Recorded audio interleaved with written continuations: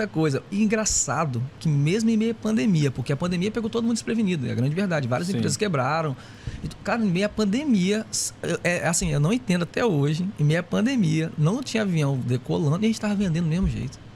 No mês da pandemia, teve um mês da pandemia. A pessoa atravessava de bote? Não, sim.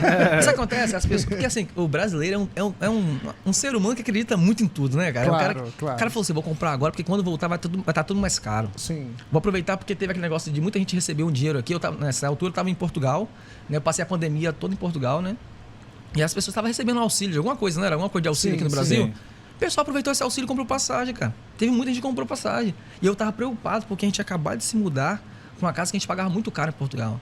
E eu falei, Viviane, e agora a gente mudou logo agora, nessa época da pandemia. Mas, cara, em relação a faturamento, hoje em dia a gente chegou num patamar assim, cara, que eu até falo muito sobre isso, que é um método 0800, uma coisa que a gente ensina também, que hoje em dia o tráfego orgânico, nada mais, nada menos que é o boca a boca. Cara, isso aí faz qualquer empresa passar a pandemia, passar o que for, vai passar, cara.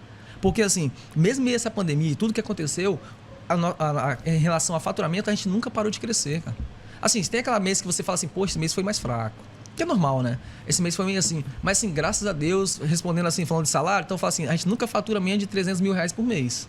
Entendeu? Mas como você também disse, o dinheiro da empresa, muitas empresárias, cara, hoje em dia, quebra por isso. Eu acredito muito nisso, que a pessoa... As coisas, porque o dinheiro que tá lá na conta da empresa não é seu, cara. Isso, é da empresa. Né? Porque às vezes o cara vai lá e paga, tipo assim, 2 mil reais na passagem.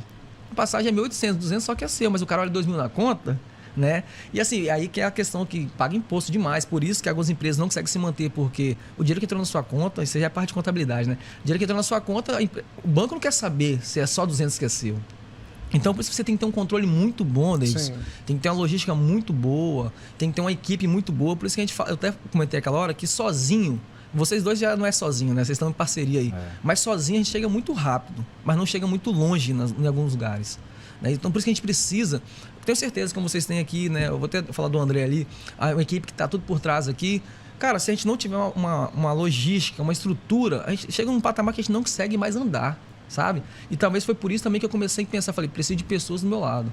E comecei a delegar, porque é só assim pra gente crescer.